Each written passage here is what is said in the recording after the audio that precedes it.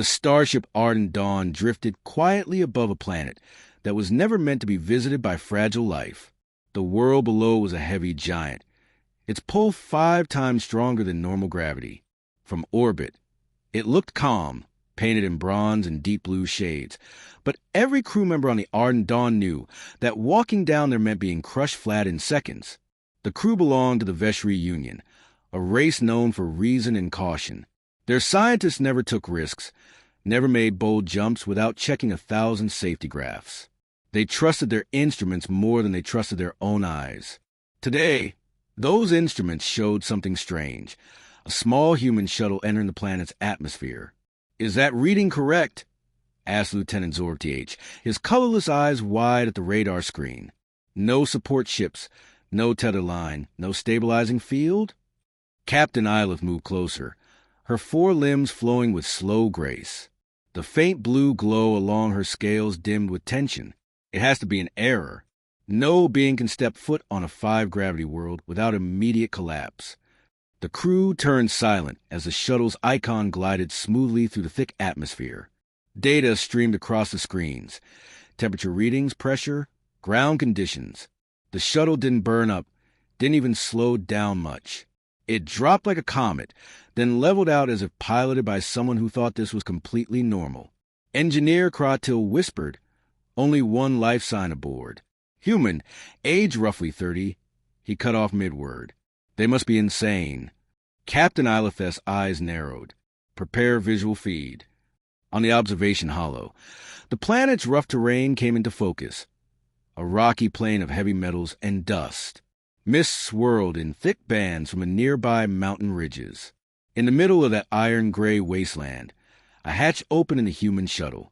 A tall figure stepped out, sealed in a thin, flexible suit. The crew leaned closer. In this much gravity, most races would need heavy mechanical braces. The human had none.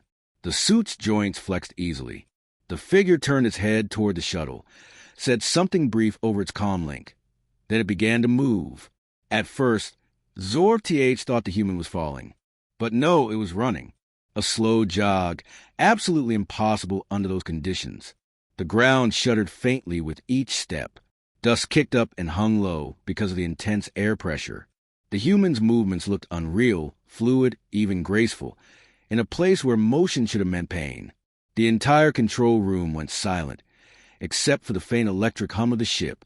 Kratil's voice finally broke the stillness. "Captain, this violates every principle of biology. I think we might be watching a suicide attempt." Ilith said nothing for several seconds. Her frill rose and fell slowly as she considered the scene below.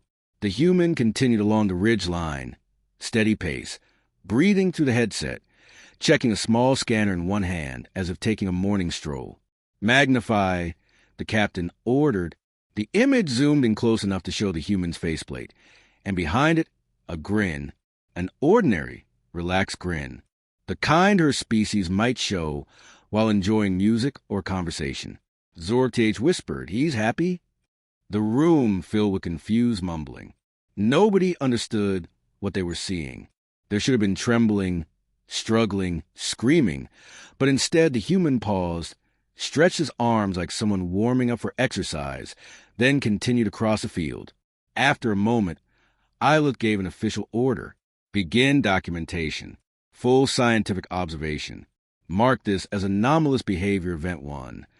"Yes, Captain," Kratil replied, opening the log file. Event 1. Human subject exits shuttle under gravitational pressure of 5.1 standard units. Begins locomotion pattern consistent with light jogging. Displays no signs of duress.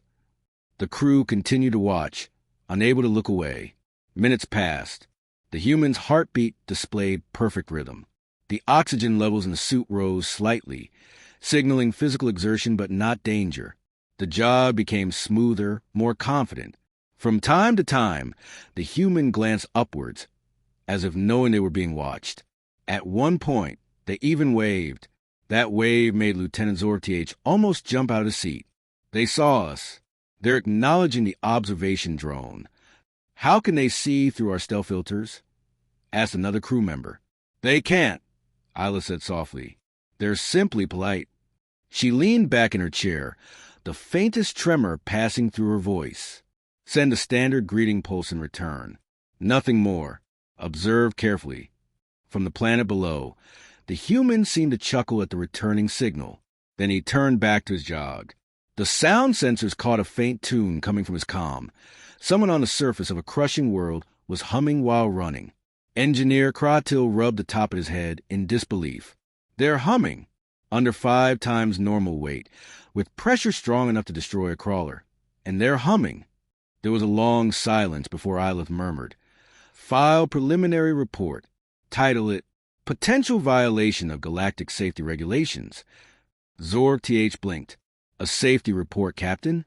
Yes. Clearly, humans may not understand the idea of self-preservation. If this footage becomes public without explanation, will cause panic among other species. Kratil typed as she spoke, his claws tapping nervously on the console. Filing complaint.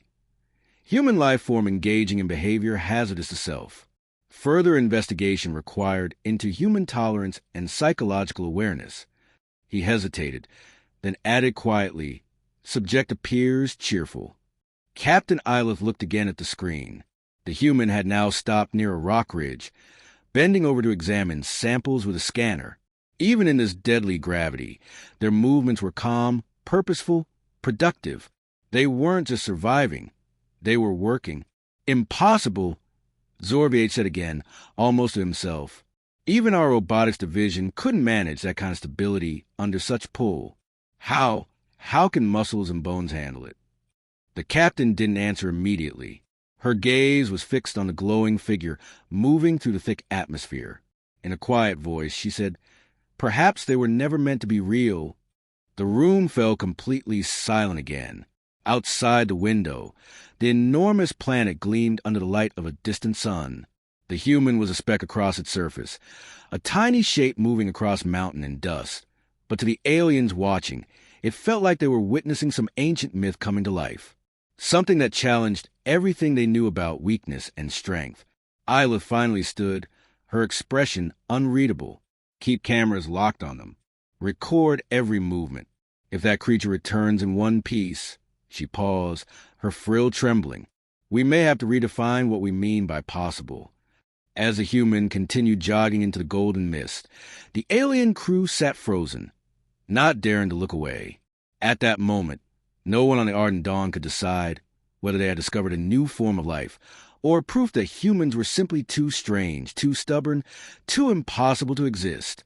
And yet, there he was, breathing steadily, smiling, and jogging through gravity that could crush steel to dust. The human kept jogging. From the observation deck of the Ardent Dawn, it looked almost silly. One tiny figure running across a world that could turn titanium into scrap metal. Yet the longer the aliens watched, the stranger became. His movements were calm, steady, each step landing with the rhythm of someone enjoying an early morning run on a quiet meadow. Only, this was 5 times normal gravity. Lieutenant Zorb TH squinted at the data screen. Captain, gravitational pressure on the surface at his position is now 5.3 units. That's past the bone tolerance index of nearly all known species. The human took a sharp turn, accelerated. The sensors blinked red for a moment. Engineer Kratil stared, mouth open. Acceleration recorded at 8 meters per second squared. That can't be right. That's faster than some light runners on normal planets. Captain Isla didn't look away from the hologram. Her voice was low and tense. I want live telemetry on muscle strain and oxygen response. Zoom in on the faceplate. The giant screen magnified the image. Inside the transparent helmet, the human's face glowed with sweat and color, but still smiling. With every breath, misformed and vanished on the glass. He looked alive, powerful, and almost joyful.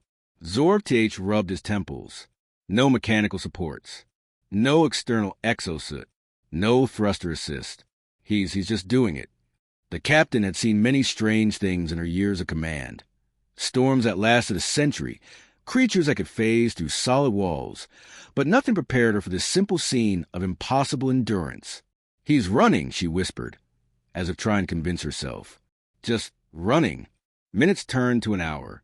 The human moved through ridges, climbed a slope, stopped briefly to sip water through his suit's tube, then continued. He even seemed to whistle. Every time he jumped from one rock to another, the alien crew gasped. The ground itself cracked beneath his landings, small shock waves rippling outward. Kratil muttered, "By the stars, his legs should be powdered by now."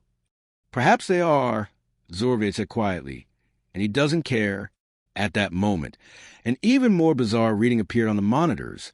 A spike in human's heart rhythm, but not distress, stimulation. His body was enjoying the strain. Kratil frowned at the data. He is adapting. Somehow, his system is stabilizing under pressure. His heart rate is balancing back to normal ranges. That shouldn't be possible without genetic engineering.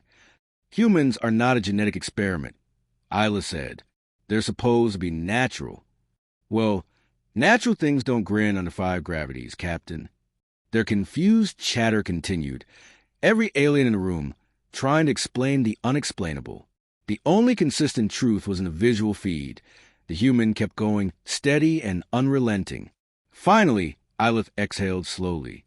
This is no longer a field observation. Begin official recording for a council report. Kratil activated the recorder. Date code 143.2. Observation of human subject under extreme gravitational conditions. Apparent violation of known biological limits. Species exhibit stable motor function, emotional calm, and humor. Possible physical anomaly or cultural disregard for pain. Zorf TH leaned closer to the monitor.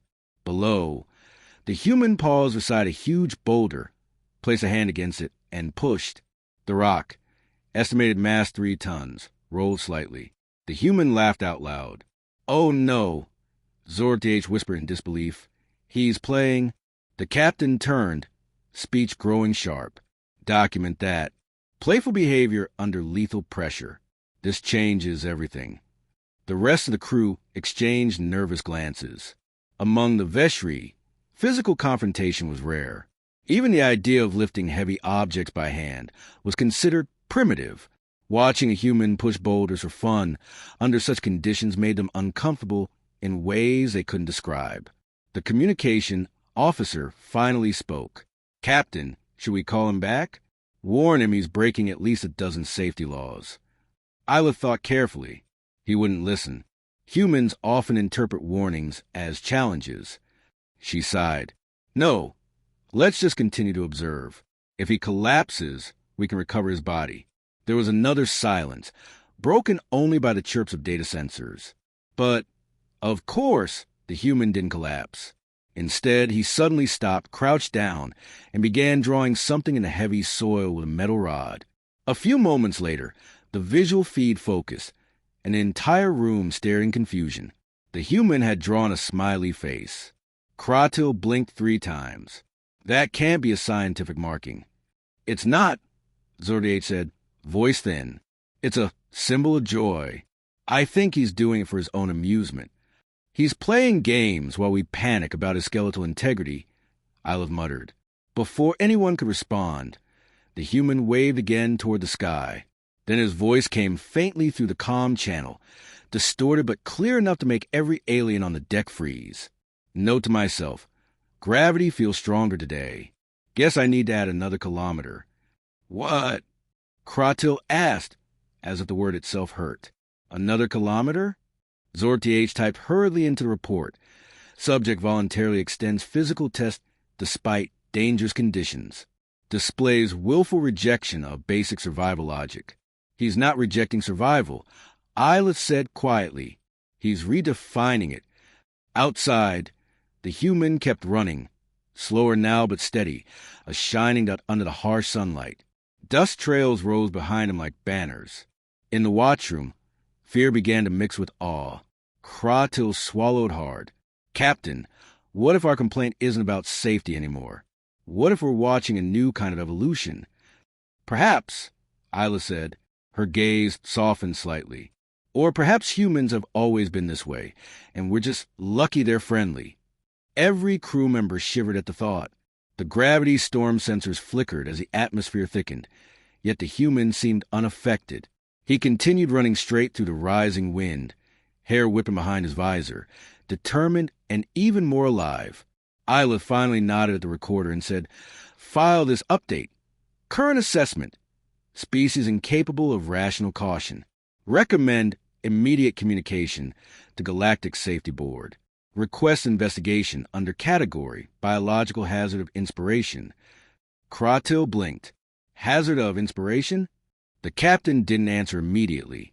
She was staring at the human again, steady and shining, like a walking paradox. "Yes," she said after a moment, "because if other species see this and try to copy him, no one will survive." The Ardendawn's observation deck fell silent again. Outside, the human ran on, alone under the crushing weight of 5 worlds, yet looking as if he was lighter than ever. To the alien crew, it no longer looked like foolishness. It looked like freedom. The observation deck of the Ardent Dawn was now filled with nervous energy. The alien crew had not blinked for nearly an hour. Every eye was fixed on the glowing monitor where that single human figure kept moving through smoke, dust, and gravity that should have crushed a tank. Captain Ilith broke the silence first. "We can't ignore this anymore. If we fail to report such behavior, the Council will accuse us of negligence." Lieutenant Zorth, still clutching his datapad, nodded weakly. "Captain, this is beyond science. It's madness. No being is supposed to enjoy 5 times gravity. Our simulations say bones should liquefy." Engineer Kratil muttered without looking up, his voice trembling slightly. "But he's smiling. Look, he's smiling while his muscle fibers are taking readings 5 times over collapse threshold." The crew fell quiet again as the human paused to stretch, looked up at the hovering drone, and gave a friendly thumbs up. That single gesture broke something inside the crew. "Enough," the captain snapped. "Open a link to the Galactic Safety Board. Prepare a formal hazard incident report. This is completely against procedural logic." A faint hum filled the room as the transmission opened. Isla straightened, her expression forced into professionalism. The holographic recording light blinked on. "Official statement, Captain Ilith of the Ardent Dawn. Filing complaint under Interstellar Safety Code 429B. Observation of human subject demonstrating life-threatening disregard for gravitational parameters. Immediate restriction recommended on Terran field operations until biological confirmation is received." Her voice was steady, but her eyes twitched toward the screen every few seconds. The human was now setting up a small tripod with a camera, motioning toward it like an actor preparing a personal log. Kratil leaned forward in disbelief. "He's making a video. He's streaming this." "Stream? To whom?" asked Zorth. Kratil's claws danced across the console as he pulled data from open channels. Broadcast level, public, Federation netline. Caption reads, "Morning workout log, 5G challenge." If silence could have exploded, it did. Every alien in the control room froze. "A challenge?" Ilith repeated, voice dangerously quiet. "He calls this a challenge?" "That's what the message says." Kratil's voice turned thin, frightened, and fascinated all at once. "He voluntarily came here to exercise." The crew stared in collective disbelief. Finally, Zorth groaned and buried his face behind his hands. "We are filing a safety report about a fitness routine." "Not fitness," the captain barked. "This is a public crisis waiting to happen. What if others try to copy this behavior?" Kratil nervously added to the log. "Subject displays reckless, contagious behavior. Possible cultural trend in development. Recommend containment through educational broadcasts." The report grew in size and tone. Each alien took turns adding their personal observations. Subject laughs under conditions rated Class 9 hazard. Subject performs tasks without mechanical aid. Subject emits joyous sounds while physics actively protests his existence. Halfway through their report, the human waved again, only this time toward the sky. And then he spoke into his helmet mic, his voice carrying faintly through the relay.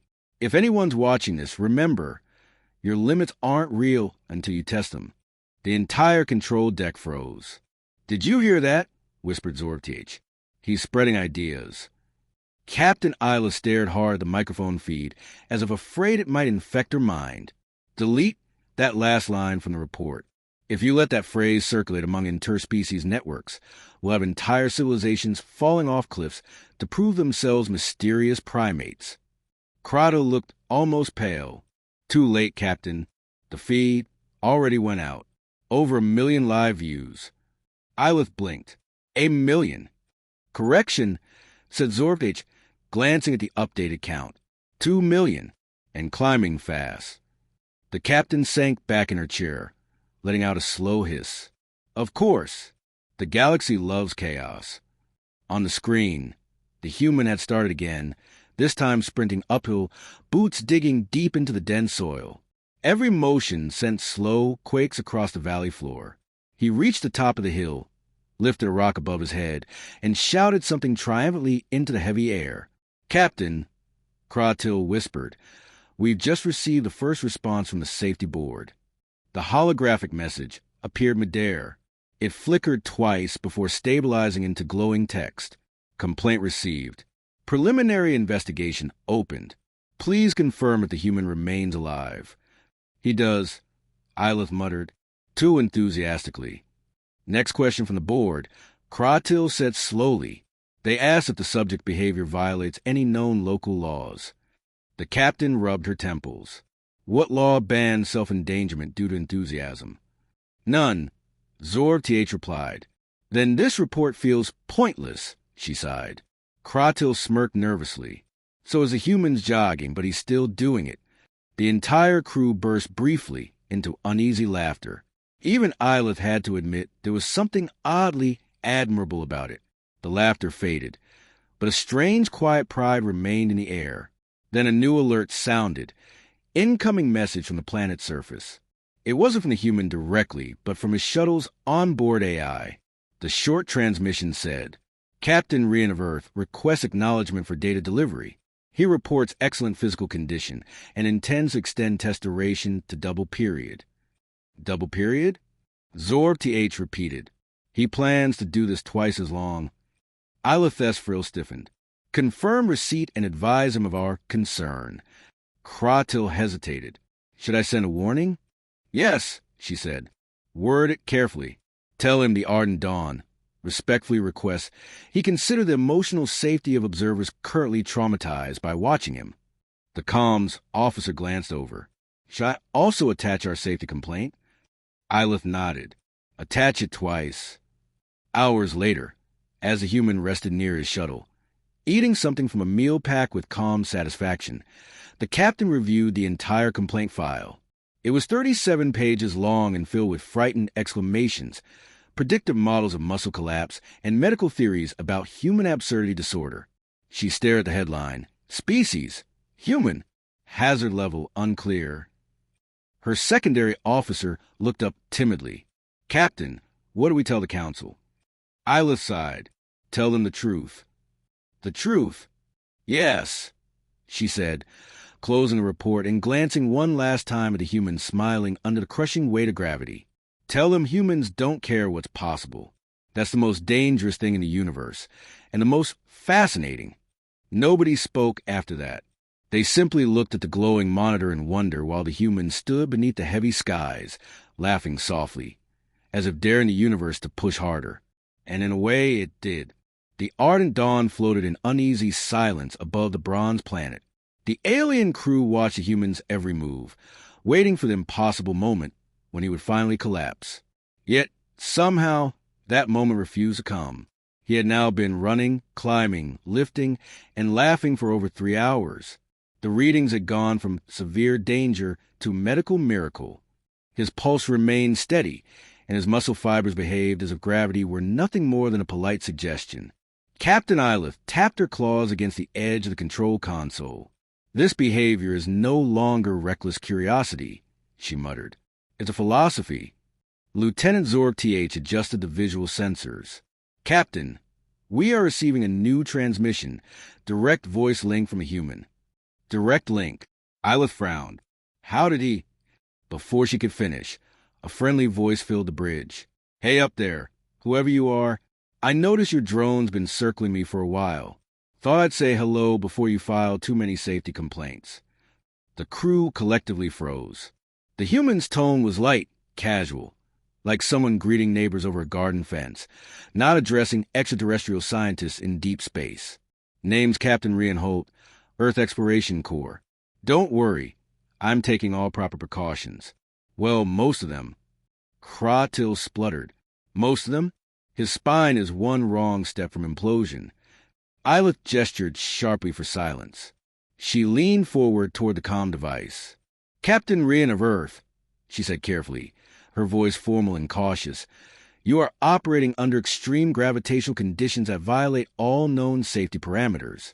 What is your purpose in this experiment? There was a faint laugh through the static. Purpose? Training. This is my morning jog. Captain whoever you are. Jog. Zor-TH whispered like the word itself hurt his mouth. Rian continued, cheerful and unbothered. You see, humans evolved on a high-gravity world compared to most species out there. We got strong bones, stubborn hearts, lungs that like a challenge. Thought I'd see how far I could push it. The aliens on the bridge exchanged horrified glances. Kratil mumbled. He's experimenting on himself. I mean, sure, 5 times gravity is a bit rough, Rian went on, but the view's great down here. Anyway, what brings you to this end of the galaxy? Research? Rescue? Or are you just spying on the weirdo with steel legs? The captain cleared her throat, forcing composure. We are scientific observers of the Veshri Union. And yes, we are observing your behavior, which, by the way, is being recorded as a violation of interstellar hazard standards.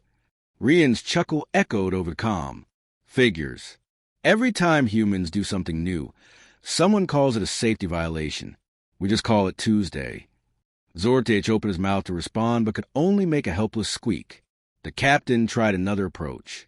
You must understand, your actions can encourage other species to attempt similar acts. You might inspire chaos. There was a pause. The human's voice softened slightly. Inspire, huh? Not the worst accusation I've heard. Then, with a faint hum of static, he said something that made the bridge go completely still. Truth is, Captain, humans don't do this stuff to show off. We do it to find out where the line is. Because every time we find the line, we move it. That's how we got to the stars. The alien crew stared at one another in silence. The human wasn't shouting, wasn't boasting. He was explaining it like it was normal, like it was a daily lesson taught in every human school. Zor-TH felt uneasy. Captain, his words, they sound contagious. Kratil whispered, he's not a hazard. He's a philosophy dressed in muscle. Isla didn't respond. She simply turned back to the comm. You said this is your standard training. Do all humans perform such methods of endurance? Not all, Rian answered with a grin they could almost hear through the static. But enough of us. We like to stay ready for whatever the universe throws next. You never know when 5 times gravity might come in handy. The bridge was quiet again. No one dared to imagine what kind of species trained for conditions that could crush war machines. Then Rian's voice brightened again. Anyway, Captain, I've logged some great readings for your scientists. Tell you what, when I'm done, I'll upload the data. You can put it in your report. Title it something catchy like, Humans Can't Be Real. Isla's frill twitched. The human knew what they were calling the file. Also, Rian continued, don't worry about me. I've still got enough oxygen for another hour. Maybe I'll try a sprint before sunset. At that, the entire control room erupted again. Sprint. Kratil shrieked. He's in a sprint now? Under 5 times gravity. Zor-TH was practically shaking. This can be bravery. It's comedy mixed with insanity. But Isla raised a hand, silencing them all. Her eyes stayed fixed on the glowing signal of the human below. Captain Holt, she said quietly, do you fear nothing? Another moment's pause. Then the calm reply. Fear? Sure. But it's just another kind of gravity, isn't it? You keep moving and it gets lighter. The transmission ended. The line went dead, leaving the aliens in heavy, ringing quiet. For a long moment, nobody spoke. Only the soft hum of the ship's lights filled the air. Finally, Kratil sat back and exhaled slowly. That was not a distress call, he muttered. That was a motivational speech. Worse, Zorb added. It was inspiring. Ilitheth's voice came out almost in a whisper.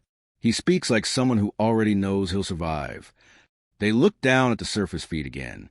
Rian started running once more, faster now, dust whipping behind him, sensors flickering as if struggling to keep up.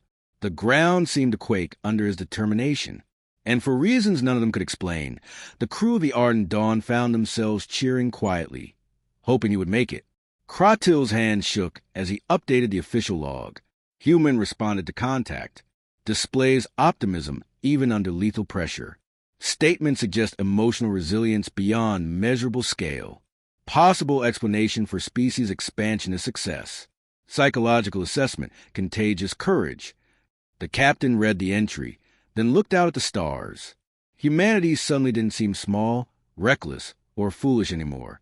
They seemed boundless. As the last rays of the distant sun fell across the bronze world, the human jogged onward through the storm, his laughter faint but clear through the calm static. The aliens watched in reverent silence. For once, their fear of the impossible turned into something else. Awe. The Ardent Dawn had become famous overnight. Captain Ilith never asked for fame, especially not the kind that came with a headline like this flashing on every galactic network feed. Humans can't be real. Alien crew files safety complaint.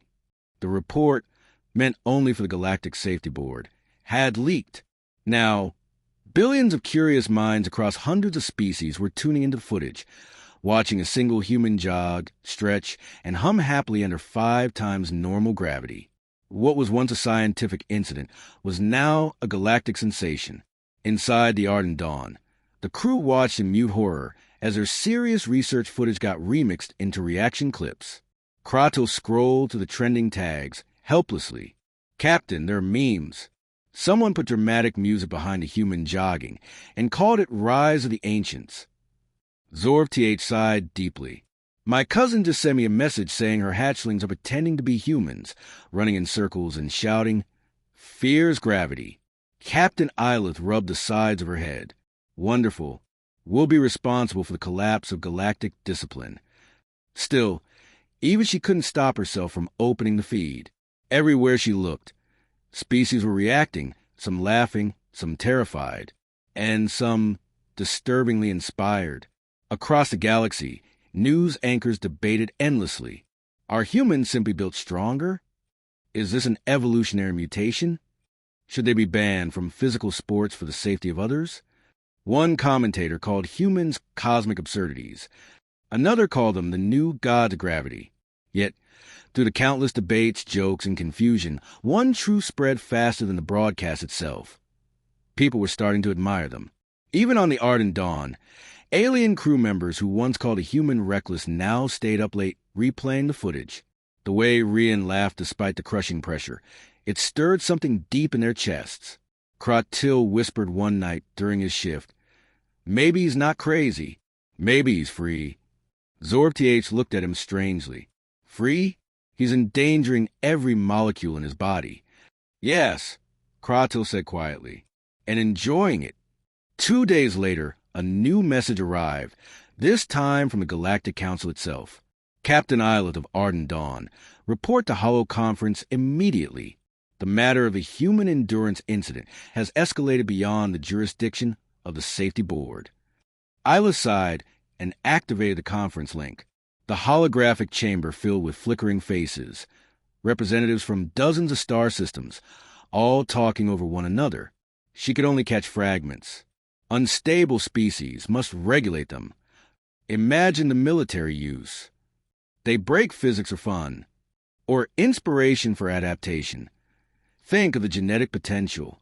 Silence. Ilith finally commanded. Her voice cut through the static noise. You've all seen the footage. What do you wish me to explain?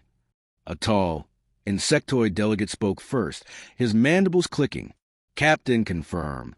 This human was not using any external assistance? None, Ilith replied. No exosuit, no chemicals, no field stabilizers. Only a reinforced jumpsuit and a stubborn will. The room went quiet for several seconds. Then another representative, a soft-voiced aquatic being, said, "And he did this voluntarily?" "Yes," Ilith answered. "He called it a morning jog." A low murmur swept through the chamber. Even among seasoned explorers and battle-hardened soldiers, that phrase carried a kind of mythic terror. One delegate whispered, "A morning jog at 5 gravities. They think this is normal?" Meanwhile, back aboard the Ardent Dawn, Kratil monitored communication frequencies. What he found made his scales shift uneasily. "Captain," he said when she returned from the conference, "you'll want to see this." The broadcast screens filled with images from across the galaxy.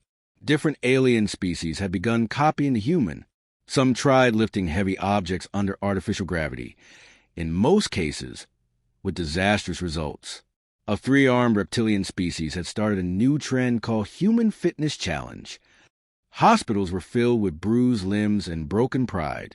On another world, a group of engineers built a training simulator called Human Experience, advertising it with the slogan, "Feel the gravity of greatness." The Ardent Dawn crew watched in disbelief as wave after wave of imitation swept through society. Zorb TH groaned. "They took our report as an encouragement." Kratil's secondary eyelids flickered nervously. "What if human training becomes a religion? Then I'm applying for retirement," Ilith muttered. As chaos spread, Rian Holt, down on the gravity world, sent another transmission. His voice was calm, but the smile in his tone was unmistakable. "Hey, Ardent Dawn, I heard about the council meeting. Don't worry, I'm fine. In fact, I might set a personal record today. 6 hours in 5G. Thought I'd prove something." The captain tried and failed to sound stern. "Captain Holt, for the sake of cosmic sanity, please do not prove anything." "Sorry, Captain. Can't help it. It's just a human thing." The transmission ended before anyone could stop him. The crew stared in silent disbelief as sensors confirmed it. Rian had increased his pace again. His heart rate was high, but stable. His body temperature rose, but he only looked more determined. The dust storm thickened around him, yet he ran faster, like he wanted the universe itself to chase him. Kratil whispered, "He's creating legends in real time." Zorb TH nodded grimly, "And we're recording them." By the time Rian finally halted near dusk, his suit's energy readings were nearly drained. He sank onto a large boulder, breathing hard but smiling wide. The crew of the Ardent Dawn stared in awe as his suit transmitted one final message. To whoever's watching, don't file this under safety violation. File it under proof. Proof that impossible is temporary. After that, the signal ended. Captain Ilith closed her eyes, the hum of the ship surrounding her. "Proof," she repeated softly. "That's what he called it." Zorb TH looked at her uncertainly. "Do you think the council will understand?" The captain smiled faintly. "They won't need to. The galaxy already does." Outside, on a million worlds, creatures watched the clip of a lone human running under crushing gravity, laughing against the weight of the universe itself. And for the first time, they started to wonder if maybe, just maybe, they could do the impossible too. The Ardent Dawn floated in orbit above the heavy planet, its observation decks dimmed to a quiet twilight. The storm below had ended. Dust hung gently in the thick air like golden smoke. Somewhere beneath it all, one human still moved. For hours, the crew had watched in stunned silence. Captain Rian Holt of Earth had gone farther, longer, and faster than any biologically sane being should. Now, even as the supply readings dropped, his vital signs glowed steady green. His laugh, small, tired but warm, still echoed faintly through the comm line. On the Ardent Dawn, Captain Ilith sat alone at the viewport. Her crew worked quietly around her, still murmuring disbelief at what they had witnessed. Reports from across the galaxy flooded in, messages of congratulations, arguments, debates, and disturbingly, training applications. Zorb TH broke the silence. "Captain, the Galactic Council has issued a statement. They've upgraded humanity's classification." Ilith turned slowly. "Upgraded? Yes. Officially listed under category Red Epsilon, Cautionary species. The captain raised a brow ridge. Do they define what that means? Kratil, reading his pad, looked up, roughly translated. It means they don't stop even when physics says no. A rare, soft chuckle escaped Ilith, surprising everyone. For once, the counsel was accurate. She stood and walked toward the viewport. Any new word from the human? Not yet. His last message came 30 minutes ago. Zorv the H said he was going for one more test before wrapping up. Ilith frowned. One more? Suddenly, the bridge lights flickered. Sensors screamed with new readings. Gravitational surge, energy field distortion, structural stress on surface terrain. What is he doing now? Kratil shouted, flicking to the data. He's increasing local gravity. He's manually turned the field up to 6 times normal. Ilith's frill flared an alarm. Get him on comms. Now! Static filled the channel. Then the human's voice came through, calm but strained, his breathing heavy. Hey, Ardent Dawn still with me? Captain Holt. Ilith barked. Whatever you're doing, stop at once. 6 gravities is certain death. There was a pause. They could hear the sound of gravel shifting beneath impossible weight. You said the galaxy was watching. Might as well make a good ending. No. Ilith snapped. This isn't a legend human, it's suicide. But on the screen, through thick dust and fading sunlight, the human straightened. The suit's servo screamed as his muscles fought the planet's crushing grip. He raised his head toward the orbital cameras with a faint grin. It's not suicide, Captain. It's curiosity. With a slow, powerful motion, he took a step forward, then another. The reading spiked. The alien crew could hardly breathe. The human's boots left deep imprints in the dense soil, each footprint filling quickly with molten dust from the pressure. Every step was a fight against the weight of a world. But still he moved, until finally he stopped, smiled one last time, and spoke. Tell them this, Captain. This is what it means to be human. To look at the impossible and say, give me 5 more minutes. The line went dead. For a long moment, the bridge remained silent. No one moved. No one dared to exhale. The monitors flickered briefly, then stabilized. The readings dropped, the gravity pulse fading, and the sensors located the human again, motionless but alive, lying beneath the massive skies. His vitals were weak but steady. Ilith closed her eyes. Relief and awe washed together inside her chest. Retrieve him, she whispered. Bring him aboard. Hours later, Rian lay unconscious in the Ardent Dawn's med bay. His body bore no fractures, no muscle tears, only exhaustion. His oxygen mask hissed gently as he slept. Kratil stood beside him, scanning readings again and again. How can he still be alive? His heart rhythm stabilized itself mid-collapse. Ilith watched in silence. Around the lab, medical sensors traced lines of data that made no biological sense. He defies logic, Zorve said softly. The captain didn't answer. She was staring at Rian's faint smile, the way his hand still twitched, as if ready to keep moving even in sleep. Finally, she spoke. Logic will have to catch up. When Rian woke, the crew gathered around cautiously. He blinked, smiled, and said hoarsely, Hey, everyone, did I win the complaint case? Ilith stared at him.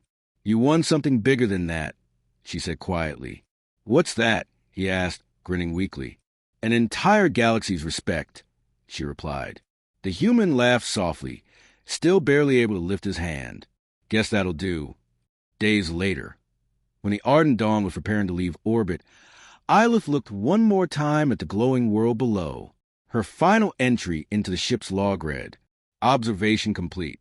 Subject human, Captain Rian Holt, demonstrated physiological and psychological resilience that exceeds documented limits.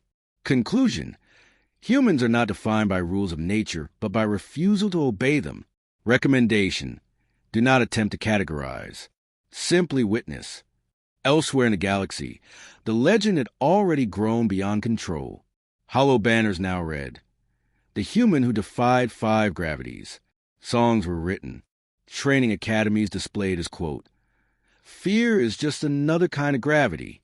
Entire species quoted his words as motivation, whispering them like ancient prayers before difficult tasks. Back in the quiet observation deck, Isla took one last look down at the bronze clouds where Rian had jogged into myth. Zorv TH approached quietly. Captain, are the council happy with our report? They're confused, she said. But that's a start. And the human? What happens to him now? Isla smiled faintly. He's already decided. He told the med team he wants to train for 8 gravities next. Zorv TH's jaw dropped. 8? Yes, she said. He called it progress. For a moment, the captain and her crew laughed, a rare sound of equal parts terror and admiration. As the ardent dawn sailed away toward the stars, Isla whispered a final line to herself. If this is what humans do for recreation, I wonder what they become when they're truly tested. The ship vanished into the endless dark, leaving behind a silent world where dust still bore footprints too deep for any other being to leave, the marks of a creature that made the impossible seem ordinary, and